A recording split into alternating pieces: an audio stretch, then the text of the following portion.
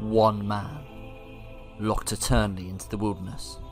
He will have to battle and beat some of RuneScape's toughest monsters in order to supply and upgrade his weaponry and armour. All this whilst being able to be attacked by any other player at all times. But who would take on such a fearsome challenge? I present to you, Wildanator. Previously, on the Wilderness Only Ironman series, we got effort from the Revenants for our Spiders task. We did the full task at Wildanator. We got ourselves 2 dragon pickaxes alongside a load of other goodies. We took rank 4 at the Crazed Archaeologist, banking ourselves some red d'hide bodies in the process.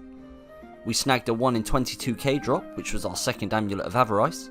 And finally, we went to see Laren and his massive chest, where he kindly left his robe top. Hello guys, and welcome to episode 39 of the Wilderness Only Ironman series. As always, you guys are unreal in showing the support. Last video we hit a whopping 800 likes, so if we could hit that again in this one, I would have a big fat smile on my chops. So, we're kicking things off with some Wilderness Slayer, which going forward is going to see some spicy updates. If you haven't read the blog or seen my video on that, make sure you boys do. We're just 2 levels from 83, which means we can get Wilder his first pair of shoes after a year of having nothing but bare feet. And as always, we'll be after those Laren keys to see if we can land ourselves some more of that beautiful Dagenhai. What a lucrative first task this was. We didn't just see 1 key on this task, or 2, or 3, but 4 keys kicking us right off. What's better than getting 4 keys in 1 Wilderness Slayer task, I hear you cry? Getting 8 keys over 2 Wilderness Slayer tasks. Yep, we got another 4 from the Hellhounds task, so that was 8 in 2 tasks. Really nice start to a Wilderness Slayer, and whenever we bust those open, I'm praying that we can hit that Dagenhai table. Chaos Druid tasks are always exciting to see, as I currently don't have any of the Elder Chaos robes, and I'm pretty dry on them, so I'm hoping for some of those. Unfortunately, no robes or key on that task, but now we've got ourselves a Zombies task, and I'll always do the Zombies task, our only way of getting Eye of Newts for super attacks, at a 1 in 64 drop, so not the easiest to come by.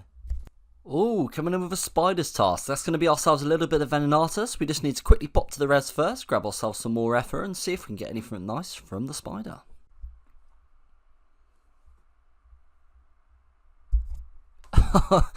Yes, not only is that 2 million, that's a new item. I do love that collection log notification, but that now means that I think we've just got the Vigorous Chainmace, so actually that's such a nice one to see, and 2 million cash to the bank. Yep, as I thought, that's 13 out of 14, just over 17k rev kills, just missing the Vigorous Chainmace. Oh god, I wonder how long it's going to be before I get that. Please not too much over 20k, but I think all in all we're actually pretty lucky.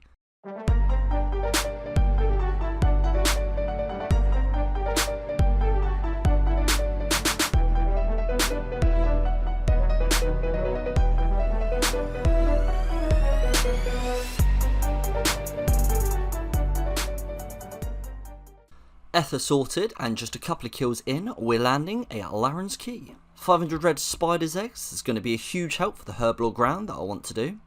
500k of alks to the bonk.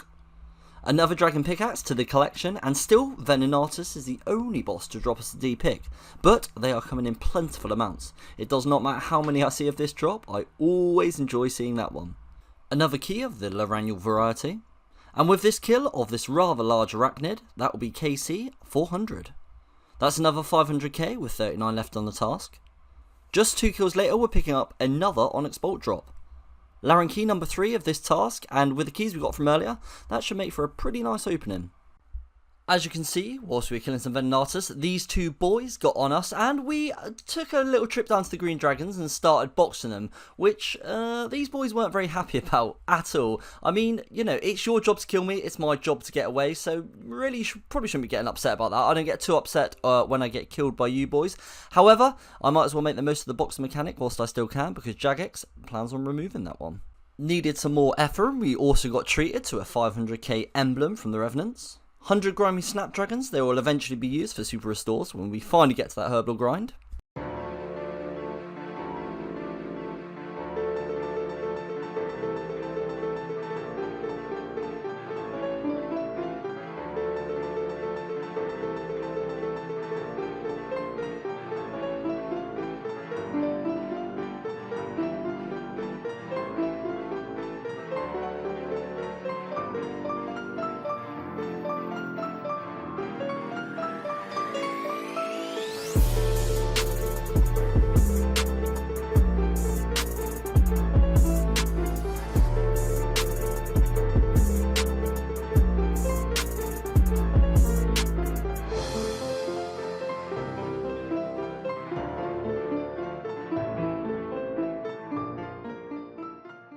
Money, money, money, money, money, money, money, money, money.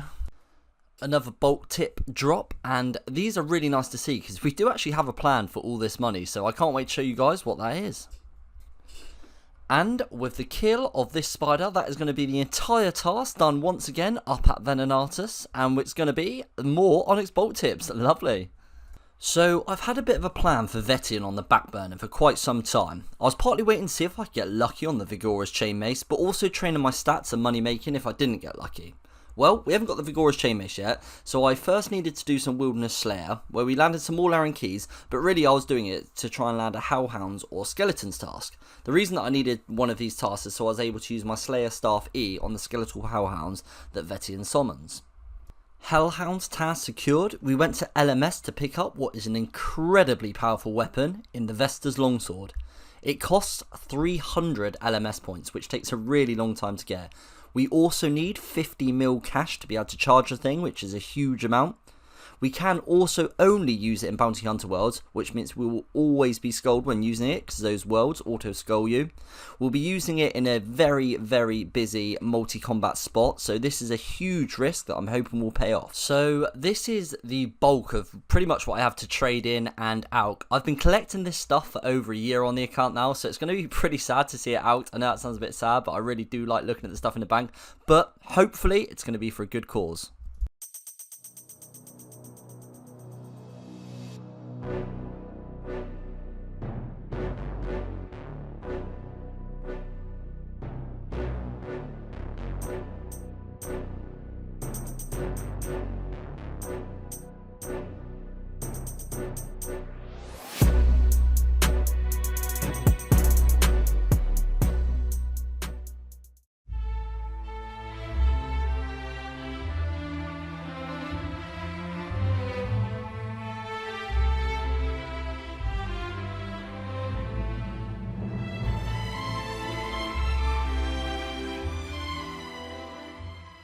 Well, after a hell of a lot of alching later, we've got ourselves our 50 mil coins. So, yes, I would like to proceed, and I would like to pay 50 million coins, that is just absolutely unreal, to make ourselves a Vesta's Blighted Longsword. Wow. Look at that bad boy. I cannot wait to use this within the wilderness and just see the sort of carnage that it can cause. So, the final bit of prep I'd like to do before taking on Vettion is access to super strength potions. That means we're going to need to get level 55 Herblore. For a while, my go-to AFK has been Chaos Druids. It's perfect for the herbs, but also the melee XP. On screen is some of the Druids I've killed. A lot of it's been on mobile, so that wouldn't have been tracked. But let's start getting through some of these herbs and see where we can get to.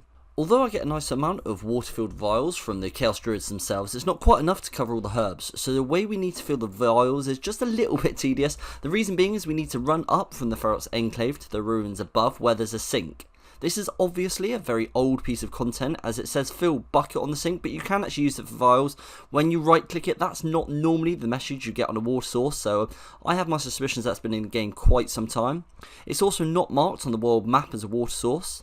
It was frustrating to start with because I kept having to lure the NPCs off me after filling a few vials, but I soon realised if I hopped to a non-members world then there were far less NPCs in the ruins. I also didn't have to run past the green dragons, and this made the whole thing slightly less tedious. I didn't think about it initially, as for whatever reason I seem to think that water-filled vials are a members object, but they're not. As for potions, we can reasonably expect to get XP from. Our most common option is going to be restore potions. As for this, you need a Haralander, which is a fairly common herb drop, and red spider's eggs. Well, we have tons of red spider's eggs from Wildanator, and if we ever did need more, we could collect them from the wilderness section of the Edgeville Dungeon. We also do have one more very viable potion, and that is defense potions. For this, we need Ranars and white berries. There are a few monsters within the wilderness that drop white berries, so we did have some banked already, however not quite enough, so we went up to the Lava Dragon Isle where we could collect some more, and that's what you'll be seeing in the background. This really are where a huge amount of our XP will come from, those two potions. The reason we're not using Ranars for a prayer potion is because the snake grass is hard to come by, just a 1 in 128 from Chaos Druids. And we can actually use the snake grass with Aventos to make fishing potions. Okay, yes, I'd admit that fishing potions are useless in terms of use, and prayer potions would be a lot better, but I do value the herb XP more than I value the potion themselves, plus I can get prayer restore from LMS. Other than that, we don't really have any viable potions to make until we get super strength potions themselves, which is what we're going for. And then eventually we'll be able to make both super restores and ranging potions as a viable option, but let's not get ahead of ourselves just yet.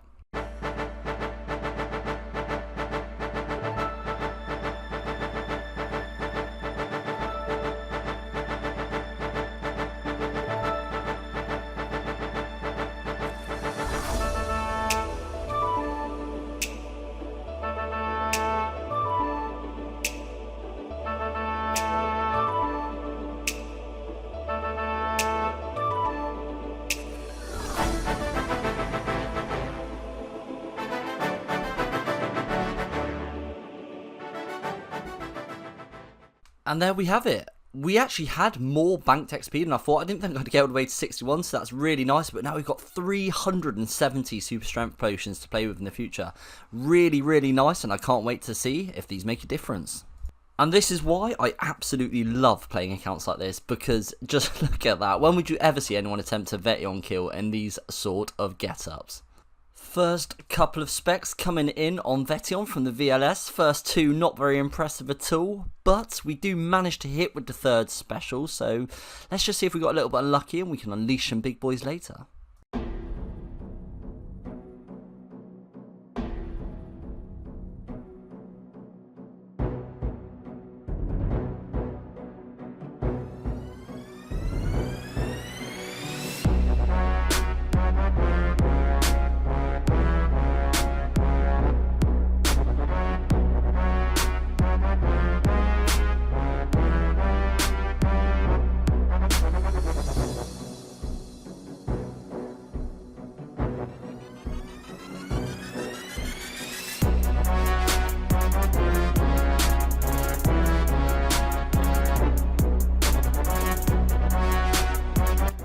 Yes, boys, that really did just happen. We got so close, and then he went purple again, which means, obviously, if we get the kill on purple, he then goes back to orange once again, and we got really got to start the kill. So close, boys, so close.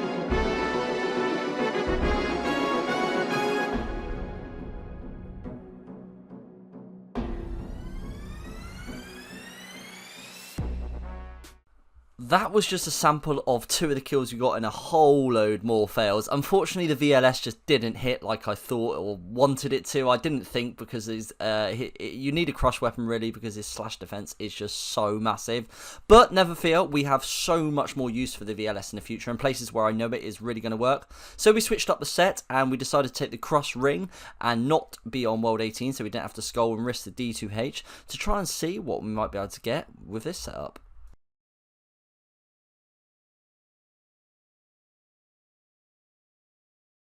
Do you have a job, or do you just sit in your bedroom at your mum's house knocking one out all day?